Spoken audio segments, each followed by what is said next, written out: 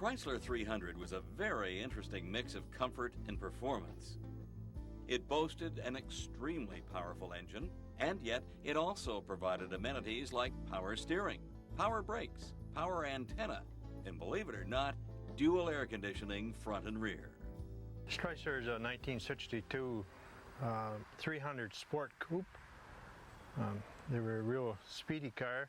Got a 383 engine in it with a 4-barrel carburetor, dual air conditioning, one for the front and one for the rear. I understand that the dual air was for way down in the States, in the southern states where it was hot. There was so much glass in this car that the one in the front couldn't keep up, so they had to come up in a hurry and find some way to cool them down, so they put the one in the rear. It's a rare car. I have never seen another Sport Coupe. I've seen some ordinary Newports and that, but not a 300 Sport Coupe like this one. The engine under this, in this particular car, it's got a 383 4-barrel, lots of horsepower and a high-speed rear end. She'll really dangle down the road. The dashboard of this car has what's often described as an airplane look.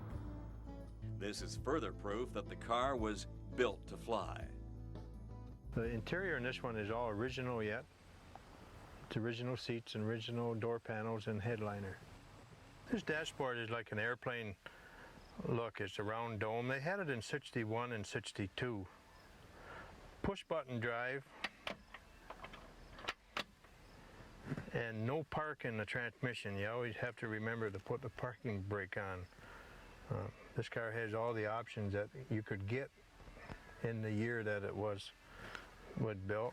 Power antenna, power brakes, power steering, remote control mirror, and the mirrors. The mirror here is mounted on the dash instead of hanging. The 300 is a rare find, and parts are not easy to come by.